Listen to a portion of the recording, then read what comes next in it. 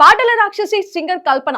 కల్పన టాలీవుడ్ లో అత్యంత పాపులర్ సింగర్లలో ఒకరు. తన మధురమైన గాత్రంతో ఎన్నో సూపర్ హిట్ సాంగ్స్ పాడి శ్రోతలను మైమరిపించింది. దాదాపు 3.5 శతాబ్దాలుగా స్టార్ సింగర్ గా రాణిస్తుంది. 5 ఏళ్ల వయసు నుంచి సింగర్ గా కెరీర్ ను ప్రారంభించిన కల్పన ఇప్పటికీ తన పాటల ప్రవాహాన్ని కొనసాగిస్తుంది. ఒక్క సింగర్ గానే కాకుండా నటి, డబ్బింగ్ ఆర్టిస్ట్ గా కూడా వ్యవహరించింది కల్పన.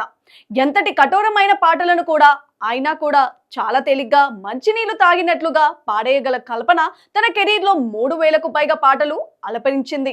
అంతేకాదు దేశ విదేశాల్లో 3,000కు పైగా సంగీత ప్రదర్శనల్లో పాల్గొనింది. ఇక బిగ్ బాస్ షోలో కూడా పాల్గొన్నారు కల్పన.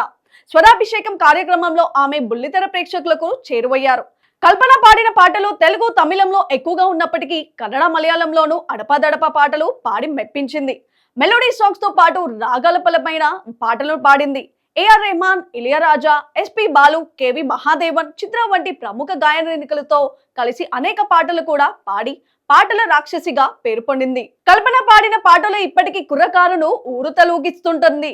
వాటిల్లో ఇంద్ర మూవీలోని అమ్మడు అప్పచ్చి, నా అల్లుడు మూవీలో నుంచి కందిచేడు కాడ, అంజిలో చిక్కుబుక్కు స్టోరీ, వెంకీ మూవీలో గోంగూర తోటకాడ, వంశం మూవీలో జూలై జూలై సాంగ్, నువ్వొస్తానంటే నేనొద్దంటానాలో అదిరే అదిరే సాంగ్ పాడి యూత్ ఎవర్ గ్రీన్ సాంగ్స్ పాడింది కల్పన. వీటితో పాటు శంకర్ దాదా ఎంబీబీఎస్ లో కూడా కర్గం గంగోత్రి ఇటువంటి సినిమాలో పలు పాటలు పాడి తన సత్తాను చాటు చేసుకుంది కల్పన. ఒకానొక సమయంలో వివాహ బంధం ముగియడంతో పాటు సింగర్ గా మంచి అవకాశాలు రాకపోవడంతో మానసిక వేదనకు గురైంది కల్పన. ఆ సమయంలోనే ఆత్మహత్యకు చేసుకోవాలని ఉందని ఓ ఇంటర్వ్యూలో చెప్పుకొచ్చింది కల్పన. ఆ సమయంలో గాయని చిత్ర ధైర్యం చెప్పడంతో యాలయాలంలో పాటల పోటీకి వెళ్లి గెలిచింది. ఆ గెలుపుతో ఆమెకు ఆత్మవిశ్వాసం పెరిగింది. ఆ తర్వాత మళ్ళీ తన సింగర్ కెరియర్ ను కొనసాగించింది కల్పన.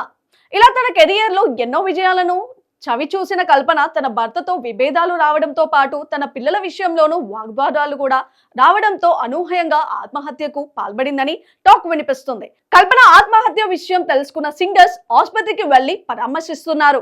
కల్పన త్వరగా కోలుకోవాలని, తన పాటల ప్రవాహాన్ని కొనసాగించాలని కోరుకుంటున్నాం.